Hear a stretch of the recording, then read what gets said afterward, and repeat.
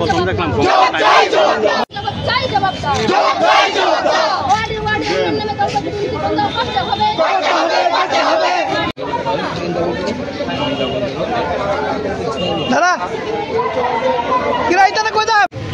আজকে আমাদের সদর জেলা কংগ্রেসের পক্ষ থেকে আগরতলার নগরবাসী যে দুঃস্ব যন্ত্রণা আমরা ব্যক্ত করতে এসেছিলাম মেয়রের নিকট।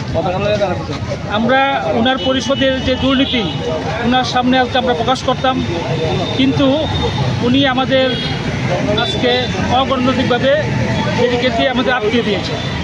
আমাদের দাবি ছিল আজকে স্মার্ট সিটির নামে যে দুর্নীতি চলছে, যে অবৈজ্ঞানিকভাবে যে কভার ড্রেন, রাস্তাঘাট পুরা এবং যানজটের সমস্যা, পানীয় জলের সমস্যা, এসব নিয়ে আমরা কথা বলতাম। আমরা খালি বিরোধিতার জন্য বিরোধিতা করি না, আমরা জনগণের সমস্যাটা তুলে ধরছিলাম পূজার আগে, যাতে জনগণ সুস্থ থাকে, জনগণ যাতে সঠিকভাবে চলতে পারে।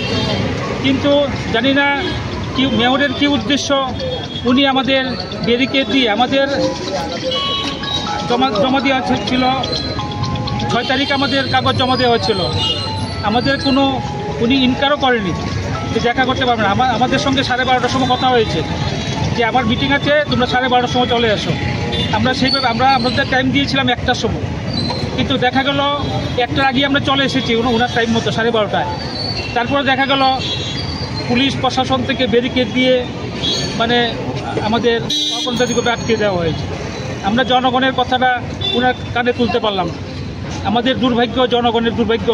আমরা যে ছাপ্পা মুখ্যমন্ত্রী আমরা বলি, সেই জন্যই তো আমরা ছাপ্পা মুখ্যমন্ত্রী। যদি গণতান্ত্রিকভাবে উনি মেয়র হতেন তাহলে জনগণের কথা শুনতেন, যেহেতু উনি ছাপ্পা মেয়র সেই জন্য উনি জনগণকে ভয় পায় আমরা বলবো। সেই জন্য উনি আমাদের পথ আটকিয়ে আজকে ডিপুটেশন নেই।